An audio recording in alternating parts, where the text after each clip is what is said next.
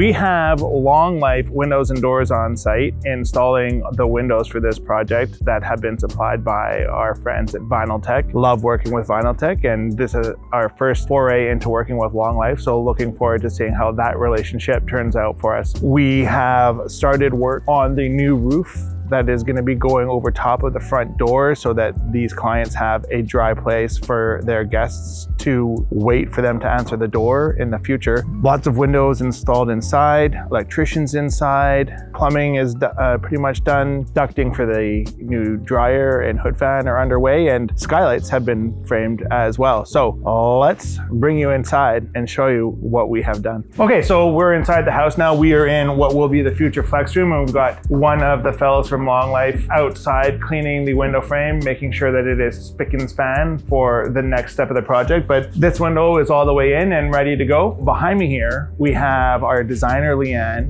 one of our project managers, Gleb, and our client looking over the drawings and making sure that they're happy with where all of the electrical elements are meant to go on this project. The other person that we have on site right now is another project manager. Here at Sprucehill, part of what we do is we send a second project manager to every site every week to just double check and make sure things aren't being missed, overlooked, not thought about. Because if you've done any sort of project work, it is really easy to get your blinders on and overlook just sometimes the most simple details. So by having a coworker come and double check to make sure that you haven't forgotten anything, it just gives our project managers a sense of relief that, like, you know, it's not all on their shoulders, for one. And for two, our clients know that things are a lot less likely to get missed because we have multiple eyes on site all the time. So I think that's a pretty cool something that we do. We have got the kitchen alcove, windows in, boom, done, looking good. This is just a temporary film that'll come off closer to the move-in date. So this will protect the glass from being scratched throughout the course of construction, all right? Above us, we've got the mud rings for the future pot light. So that way the drywallers know where to put their rotozip and make holes in the drywall once the drywall goes up. Here we have the kitchen.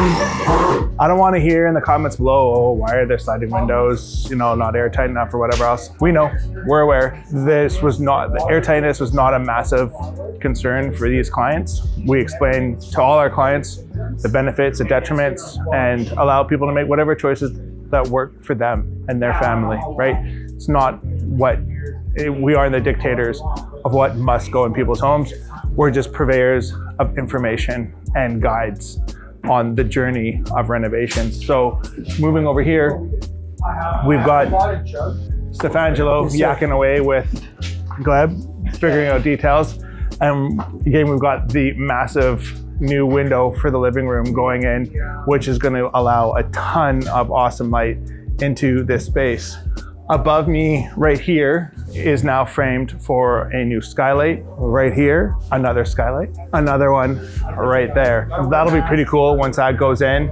The game plan for insulation for this area here will be to do spray foam to the underside of sheathing. We do not give clients a choice on how we insulate the attics anymore. We've had too many issues with night sky cooling in the past, so we either outboard the insulation on top of the roof or spray foam to the underside of sheathing. There really is no other option that actually works in our environment. Feel free to hit me up and talk to me about all of that if you're not familiar with it. That's really about it for today. Thank you so much for watching. Don't forget to like and subscribe this video, and stay tuned for more updates from Hearth of the Home. Stay awesome.